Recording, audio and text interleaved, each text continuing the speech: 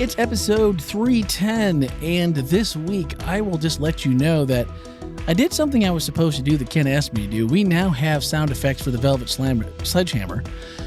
But you don't even need it this week. But I don't need it this week, so I'm going to hold it. I'm not going to let you have it this week. No. Because this week was a little more smiley. It's Mother's Day weekend. Ken had a nice tie. I even wore a tie this week. Yeah, it was kind of silver and pink, and he was looking just nice and tight and fit. His mom did the announcements this week. Can I just tell you that my poor mom, she was like horrified because I told her what our plan was to get all the moms of staff to read the announcements. Then you're going to blend them all together. Well, apparently I was the only responsible person who got their mom to do it. And so I told my mom, I said, it's going to be a bunch of people. So don't worry, just record it quick and it'll be fine. It was all mom. And she was like, I would have done it differently. Had I known. And I was like, no, as good as it was. So anyway. Thanks, Mom. Thanks, Mom. Mom always comes through. They do. I mean, we made the suggestion to my mom, and she was like, sure, I'll come in and do that. No problem. And then she's like, what did I get myself into? So, Mom, Ken's mom, I kind of get it. I get what you're coming from. But it's okay. We enjoyed it anyway because, we haven't really gotten a chance to know Ken's mom. Yeah, so, I'd say you still have a ways to go then. Because reading announcements, I don't know about that. Well, that qualifies as knowing her. A little bit, maybe. Feel like it? Well, okay. You saw your personality there? I feel like when she comes to church for the first time at WholeLife Church, I'm going to recognize her. Oh, she's already been there. You missed it. Did I miss it? Oh, you did. What? Yeah. Your parents were here? Yeah. When? Christmas time. Oh, I was here. Where was I? I don't know. Sleeping, obviously. Apparently I didn't introduce you. Sorry about that. It must have been one of those hooky weeks that we take every so often. But guess who I saw in the lobby this week that we were discussing it last week, couldn't really figure it out. And I am going to look for this episode, and I'm going to post it in the show notes because I want you to go back and listen to it because we talked about it last week. Zed Stefanovic. Yeah. And the word we were looking for was commitments. There we go. Instead of commandments, he said, think of the commitments, instead of being a command-driven, being a one-sided engagement where as a commitment denotes a relationship where both parties are committed to each other and wanting to please each other and wanting the best for each other. Why didn't you invite Zed to come in here and just do this with us? What was wrong with you? I should have said, hey, Zed, would you just come in and do another episode? Yeah. And maybe we have to do a bonus, see if he'll be willing to come and do a little bonus of extra things that we need to know because ever since I heard the first time when he said commitments, not commandments, I was like, that just immediately in my mind, without giving a lot of thought, was like, whoa, that's different. Hadn't thought of it that way. And guess what? I'm not nearly as, I suppose, if I'm not supposed to kill someone, I guess I won't. Yeah. But now I feel like... Did he also tell you they also call them the 10 words? The 10 words, yes. 10 words, 10 commitments. Yeah. Yeah. But I just thought that was... I like that, though. I like commitments, yeah. And he thought, and if it's more accurate... Let's go with it. I kind of believe like that's what it is, and that's what God would want us, how he intended us. Yeah, maybe you'll have to change that up. Yeah, let's just start from It's always good when you learn new stuff, right? And it's good when you have smart people who go to church with you. And I think we should force everyone that is going to talk about the 10 commitments to say commitments. Yeah, the 10 commitments. We don't talk about commitments around here. We talk about commitments. See? Yeah. I think we're onto something. So I actually made a note while I was in there so I didn't forget Showing me your phone with the note on it. I see it. I can verify that there is a note. Because he came out and caught me. Because I caught him as he was coming into church. I'm like, just make sure we catch today before we leave. By the way, we're honored that he's even listening, right? Busy man like that. He is, and as smart as he is. I've always found Zed. I actually met Zed a long time ago. He's always just been this. He always has a warm tone to his voice, that little smile that's always there when you look, and one of the nicest people, and certainly probably the most knowledgeable Old Testament knowledge-based person that I know. He's arguably one of the foremost experts in the Seventh-day Adventist Church on that topic. Really? Yeah. I know he's right up there. Yeah. And I just enjoyed the last podcast, so I am going to somehow dig through. I don't know exactly. I'm just going to have to go through all 300 and look in the show notes because his name isn't in the title, and I don't remember which one series it was. And there's only 309 to go through 10 with this one. So Yeah. it'll take me a little bit. Can you believe tonight, it? Just we were at 300. Just seems like yesterday. and then Now here we're we at are, 310. 3 months later, boom! It's time to go out and do something remote again. I feel like you're right. We've been asking for guest hosts. Yeah. And so if you'd like to be a guest host, and maybe if you have a guest host and you have a cool place we could record the podcast, that would be even better. So I think that, let's just throw that one out there and see where that one lands. Belly of a whale. Ooh, maybe not quite so stanky. Equipment doesn't like that. Equipment. It's hard to get the stink out of these these spit guards on the microphones. Just get a new one. There you go. I'm sure we can talk John into all that. Yeah, why not? Won't be a problem. All right, this week, I don't know. Let's see, we're 8 weeks in, seven commandments, but this week was number 5, and it was honor your father and your mother, so that your days may be prolonged on the land which the Lord your God gives you. Mm-hmm. That's the New American Standard Bible. Mm-hmm. It says about the same thing, but I like that version. Yeah, I think it's probably I like that. The way it translated it out is about the closest to the original. What I think the intent of the original was. Okay. It seemed like a common theme. I don't know if it was, if you called it out necessarily in word as much, but it seemed like respect had a lot to do with this. And I looked up respect, and I mean, it's what we think it is, a relation or reference to a particular thing or situation, remarks having respect to an earlier plan, an act of giving particular attention, high or special regard, quality or state of being esteemed, expressions of high or special regard or deference paid our respects. So, and I think this was asked in second service, maybe in Q&A, I believe. Does this have anything to do with how our parents treat us? If our parents are esteemed, or they have the respect of God in his eyes, or is this just something like, no matter how bad you have it, this is something that you're supposed to do? Because you think about a lot of us, we might complain about this, that, or the other. Some of us have really horrible things we've lived through. Some of us are just like, well, it could have been a little bit better. But for those people that seem to really have had the worst hand dealt to them, I immediately thought of 2 or 3 people that I'm just like, man, how in the world does this apply? How would they ingest this idea of this commandment or this commitment to honor somebody that has only just brought pure, shame and madness and despair to your life? Yeah. That's a hard one, isn't it? In researching this, I think I read in one of the commentaries, and I'm trying to pull up which one of them it was. I don't believe it was the Seventh-day Adventist one. It was, anyway, one of the commentaries that I read in, and it was going to be a little bit too hard to put into the sermon and explain out, but basically they actually made the argument. I wasn't 100% sure I agreed with it, which is why I don't think I probably included it, was they made the argument that this is really this commandment pertains to parents that are living a covenant relationship with God and that are basically attempting to follow the covenant. And so that this is very covenant language. And so therefore the argument could be made that if you had a parent that was not living in relationship to God, that would not have the same responsibility perhaps. Okay. I'm a little right. bit. Yeah, it kind of feels nice, right?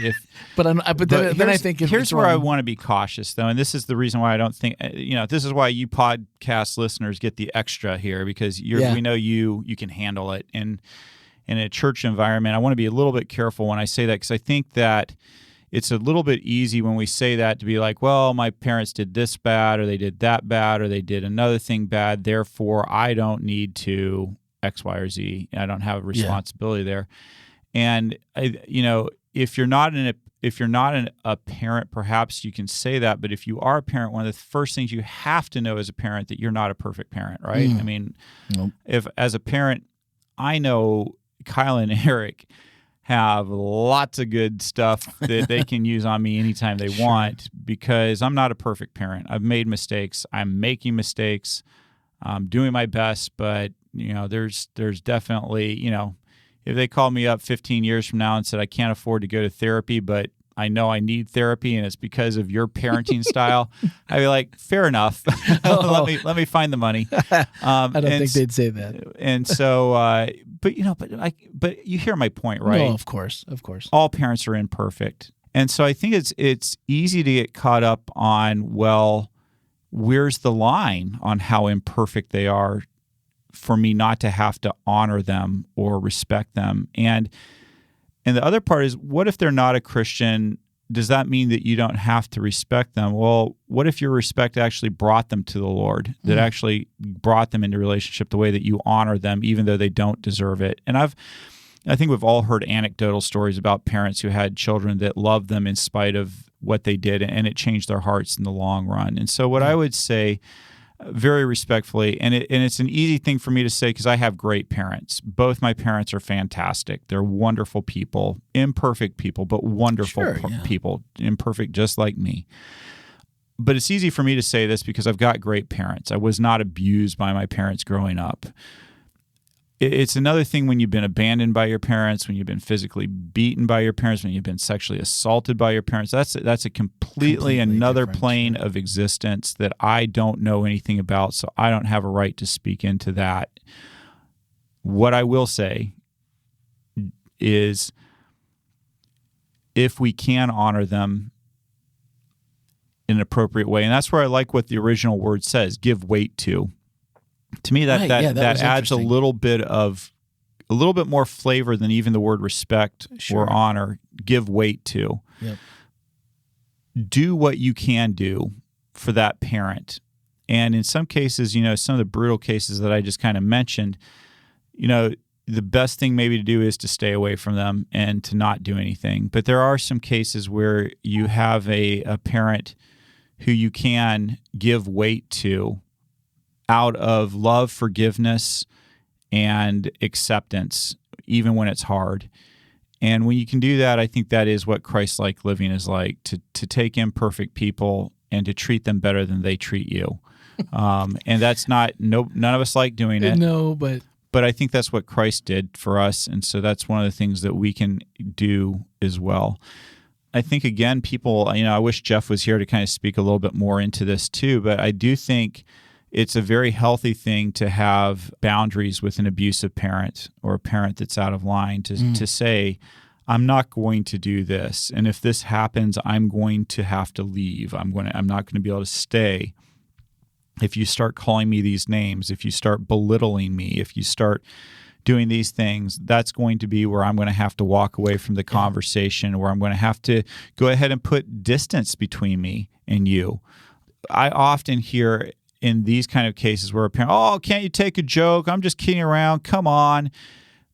The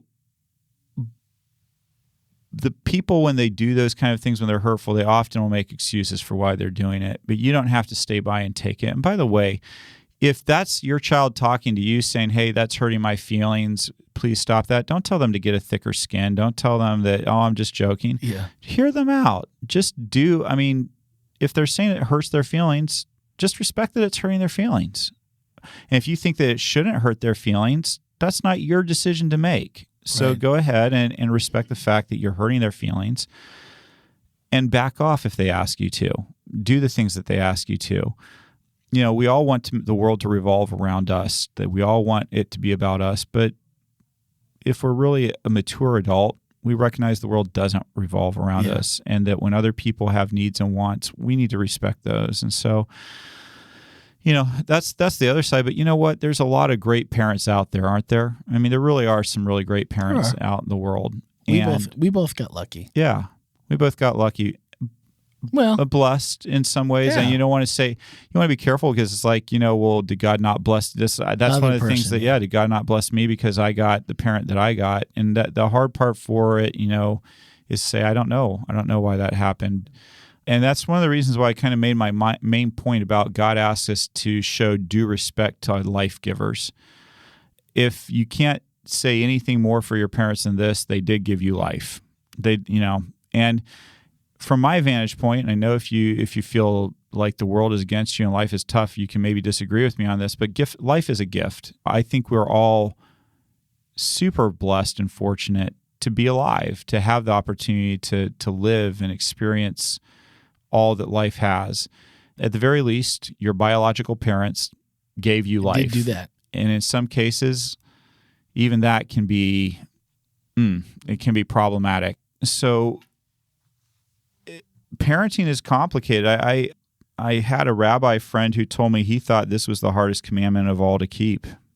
He said that in his opinion, and there's debate about which commandment is the hardest to keep, but in his opinion, this was the one, because just knowing how to honor parents in some of the difficult situations in life, what it means to honor them can be very complicated and not just straightforward, like, don't murder somebody. Well, of course, then I didn't make that one straightforward either. So what are you going to do? Well, it's just like the whole stop it thing. It applies in so many different ways. And I liked what you said about someone's telling you that this is hurtful or that they don't like it.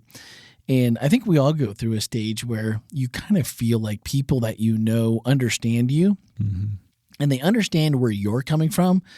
And this wasn't intended to hurt you, so stop it. Stop feeling like you're being hurt by what I'm saying, because that's not what it's about. Yeah. Instead of just being the bigger person and going, "Oh, you want me to stop? Could I just stop, please?" Yeah. And then you have kids, and you go, "Why can't you just stop it? Your sister just told you that they like you don't like she doesn't like it. Yeah. Can you just say?" And when you don't want her to do something to you, and you have those battles, and then you just realize that just stop. But then there's so many places where families don't have that same communication, they don't have that same cohesiveness, or even a baseline where someone can look and say, "Yeah, thanks a lot for bringing me to this world." I have friends who are like, sometimes I wish my parents would have just not, because like you said, my life has been anything but what I would have hoped it could have been, and even now it feels like such a struggle. So I can see why someone would carry those feelings, and it's hard when you see somebody struggle so hard, and then you go, well, yeah, I'm not perfect as a parent, but I also hope that my kids feel like they have a better, that they were blessed with us as parents too. But that's a tough one, because I like when you said, the definition, kind of the be heavy or give weight to it. And it almost feels like a little bit of balancing the scales in some way. But then you immediately go, if I'm the one balancing the scales, I'm going to get it wrong. Yeah. And so then there's my opportunity to practice being like Jesus, and how much is too much, what's enough, and all those unknowns that we struggle with. But I thought that even what we talked about, I think it was 2 weeks ago, where, you said, first and foremost, spend time growing your relationship with Jesus. And that so applied to here. I thought of those three things, and it's like, if I know how Jesus has treated me when I'm probably equally or as horrible as your parents were to you as I am to Jesus sometimes, and he's still like, look, I know. It's going to get, we're going to work through this, and we're going to have that relationship. And then, but then you said on the other one, second, accountability matters. Well, what's my part in this? Have I been the model citizen or the model, child that even came close? And, ask my mom, she'll tell you that's not, anyone that's not true. And then third, it was educate yourself. And I'm like, even if you're not a parent, educate yourself on what, I think you're getting my notes mixed up from the week before. It was. But those three, you think to me, that goes the same with this? I think they really stood out to me as the same. And not that you didn't end that way, but to me, each of those three things, and these have kind of almost been a theme throughout. The more I went back and looked at all that we're doing is still, got to have that relationship with Jesus. My accountability in all of this matters. And then third, figure out what the opposition is, or why do I feel this way? Figure out what all the components are to the best of your ability. Pray about it, and then I think a lot of it gets answered. So those were the notes from last week. But it hit me in the message during the service this week. I'm like, man, those three, like all through this could be like the three that, like, all the commitments. If I'm going to do that, I got to take accountability. Jesus has to be at the center. And then I need to do my part to do what's right, and to make this what God, as close as to what I can do, to be Jesus to whatever each of these situations were. And I thought that was just an interesting An interesting twist I wasn't expecting to find through all of these and for each of those. Yeah. But you never know what you're going to find until it's like you said before, it's always nice to learn a little bit more. Yeah. Hey, I have an idea. Go. I saw it. Yeah. My idea is, why don't we do whatever questions came in, and then let's talk about, let's close off with a positive about what your parents did right for you. Ooh. And I'll talk about what my parents did right for me. You stole my ending. Did I really? Great minds think alike.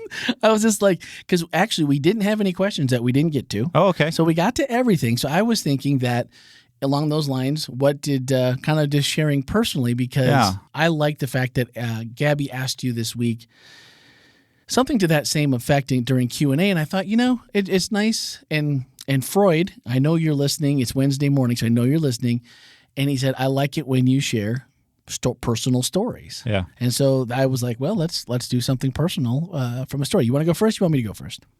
Well, I'll go first. Okay, go for it. I think that one of the cool things about my parents is that they both made time for me. They really just knew I could, that the door was open to go talk to them, and that they would actually go out of their way to come talk to me. I know that, one of my teenage memories is, having my parents invite me to come into their room and in the evening and sit down and tell them about my day, what was going on, and to listen to me. And that's I think that's just one of the best things you can do for your kids, is just be an open, listening ear to them. And that's kind of a vivid memory of mine that, just before bedtime, going into my parents' room and sitting down and talking to them for a while. Nice. That is a good one. If I were to say my parents were so different in how they interacted with me, and my dad was the typical, I love my family, and the way I show my love for my family is I go to work, I work hard, I provide.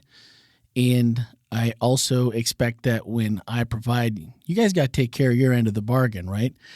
And I never really appreciated that until I got older. And when people say, I really admire your work ethic, and I admire the attention to details. My dad is a stickler. He's a perfectionist. And of course, there's downsides to that, because you get frustrated because this shouldn't work this way. It should work this way. And I know how to do this. And if it doesn't go right, then there's other problems. But in overall, my dad, he's not going to read, he's not going to be the warm fuzzy as a kid, but he's always the one that's there to bail you out. When your car doesn't start, when you've been out, it's 2:00 in the morning and you stayed out all night and your car freezes up on a Wisconsin highway, and you walk back home 2.5 miles, nearly froze to death, and he gets out of bed and nearly kills you both because you forgot to put the key in the ignition when he's towing you home, and you turn in front of a car, and we nearly both got killed. So many numerous occasions, no matter if it was for his family or for someone else, Dad's always there. He can fix anything, and if he can't fix it, it's probably better just to throw it away, because you don't want to know how much it's going to cost. And for my mom, I've always felt like we had a love for Louis L'Amour, right? Way to work that in. Yeah, you worked that in, yeah. And, and for trips to Sbarro's Pizza at the mall after school. We would go and walk at the mall because it was cold outside, and she was doing these walks for work, and had to get the miles in. So I'll pick you up from school today. I've got to ride the bus. You want to come with me? We'll grab a slice at Sbarro's and, go for a walk and talk. And so that was some of the best communication I think that I ever had with my mom. And then, but those two together always worked out. It's like you always knew that they had your back for advice or what to do. Or the other part was, if you get yourself into trouble, you found your way in. Find your way out.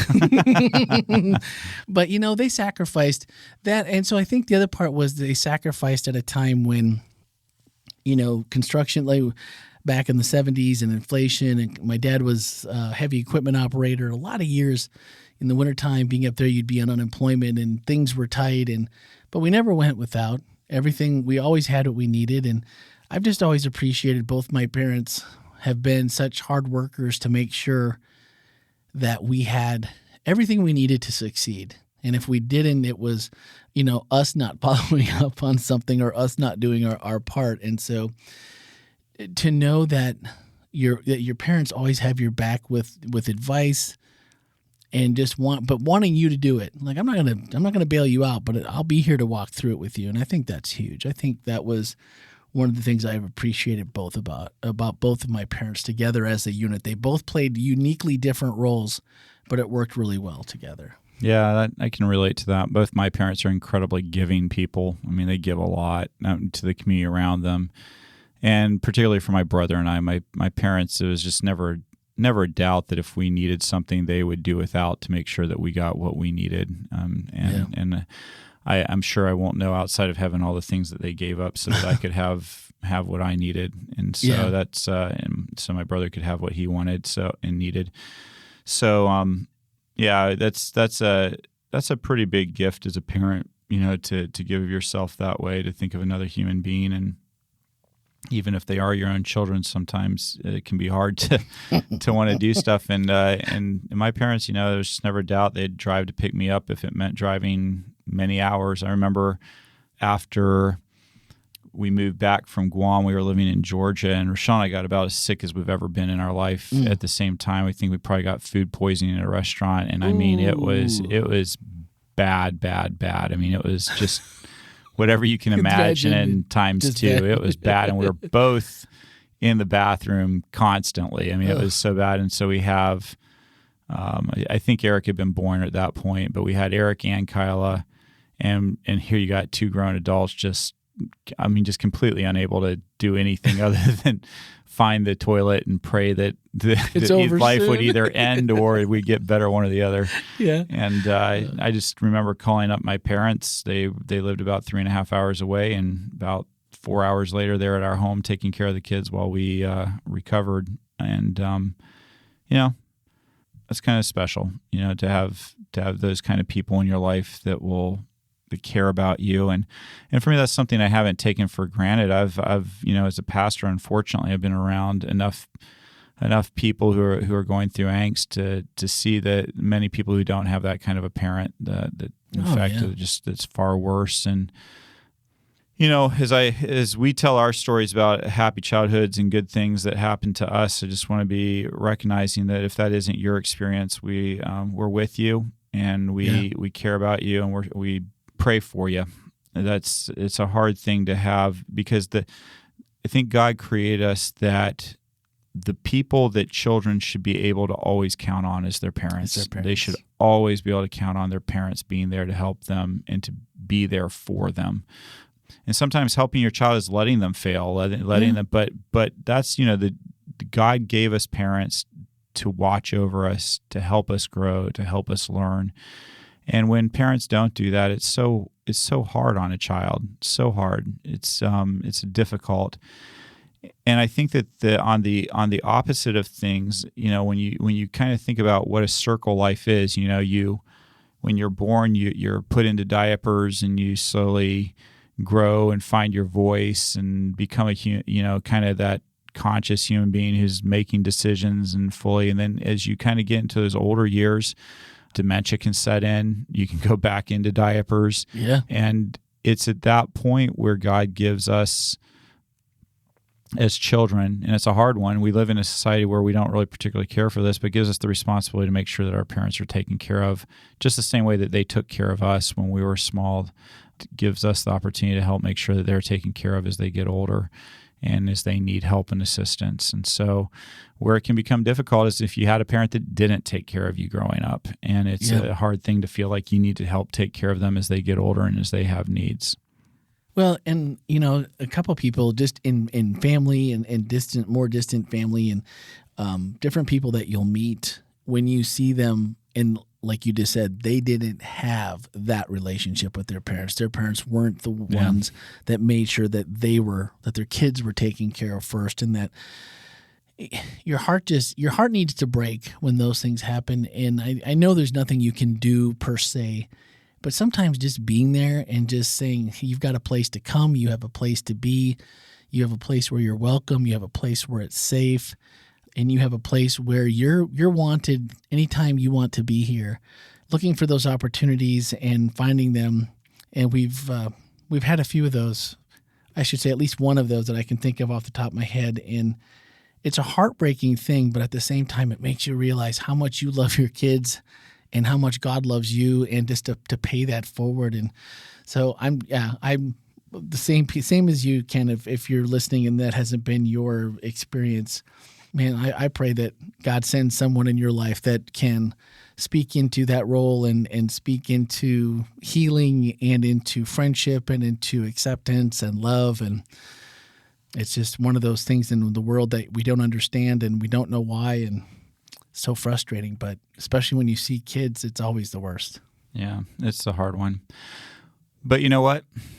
I love my kids. Yeah, absolutely. Yeah. It's one of those things where, you can't control what your parents do for you, but you can control what you do for your kids or your spiritual kids. And that's one of the things that I really wanted to kind of get into, is that you don't have to be you don't have to biologically have children to be a parent. You can be a parent, a spiritual parent to another person. You can love them and parent them. And so we all have the opportunity to be parents in a sense that way. And so, I just say, love those kids that God brings into your life. Did you have any spiritual parents that weren't yours? Yeah, absolutely. Their names were the Dixons, and I may have already told this story before on the podcast, but Mr. Dixon looked exactly like George Bush Sr. Yeah. All right. Yeah, he looked exactly like him. And so I was fascinated by politics even at a very young age. And so when I saw him, I was like, I had to know him. Anyway, long story short, I got to know them. They came into the restaurant that I was working in, and they kind of adopted me as their grandchild in a way. So they would have me over to their house. They talked to my parents, said, hey, we had teenagers at one time. Sometimes it's just nice for them to be able to get away from home sometimes and have another responsible adult to listen to. And is it okay if Ken comes over and if he wants to? And my parents were like, oh, yeah. And so I'd go over and hang out with them. And they really taught me a lot about life. They taught me a lot about God. They taught me just a ton about what it means to be in a good marriage.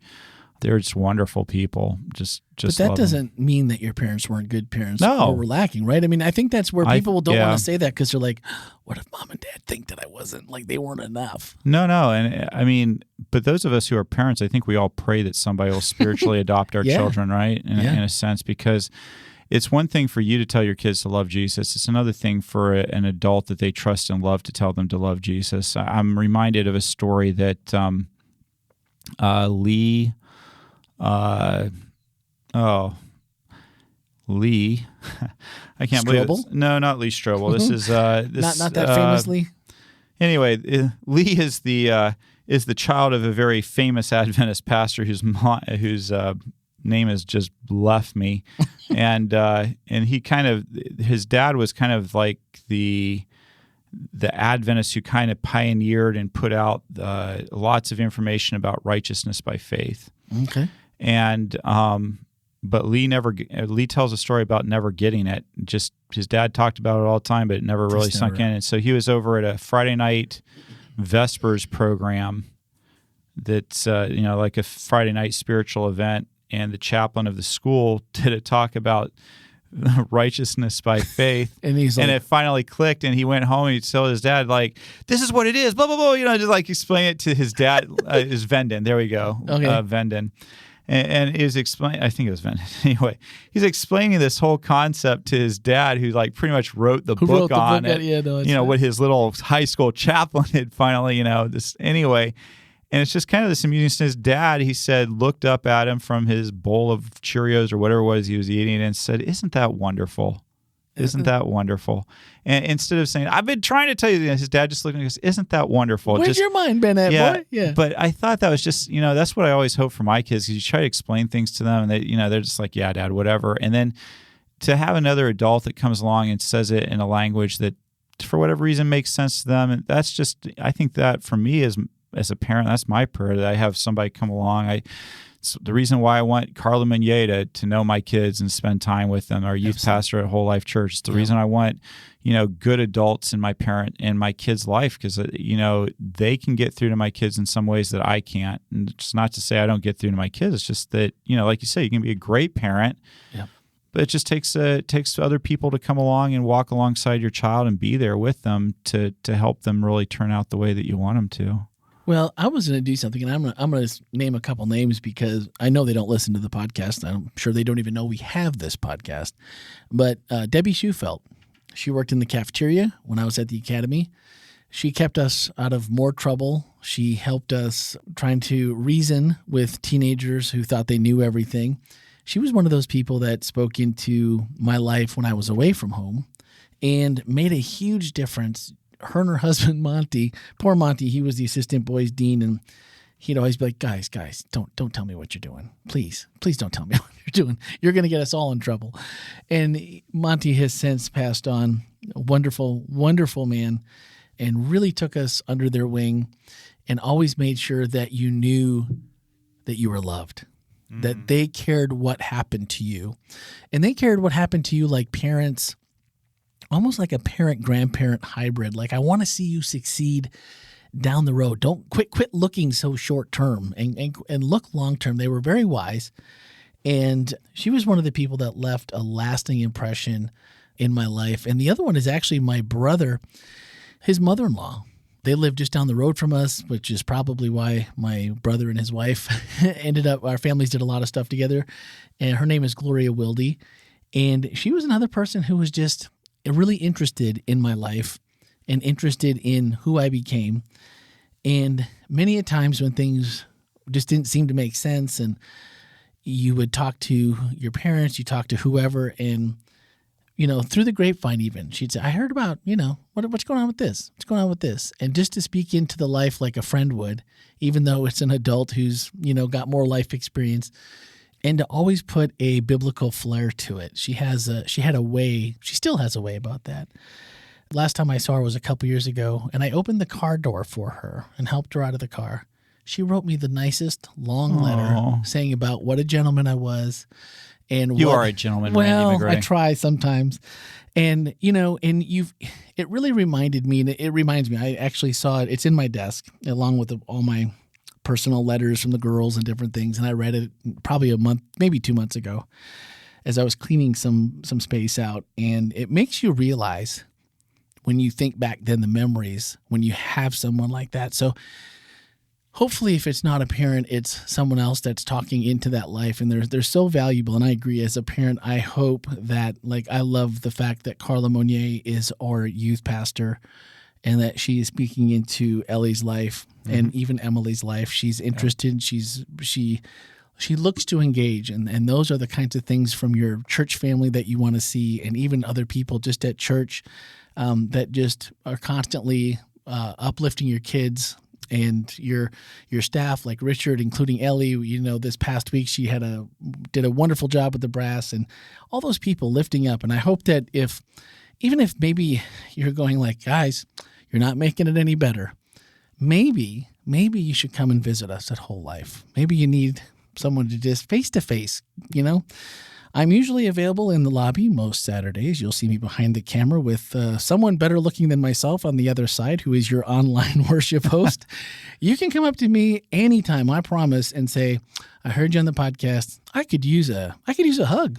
I could use a conversation. I know where the coffee machine is at, the good one in Richard's office, and we can go and grab a cup, whatever. We can sit down and have a cup. We can get a hug, whatever. And I know that, I'm not that end all either, but I am willing to and would love to meet and give you a hug and just say, man, I'm rooting for Team U.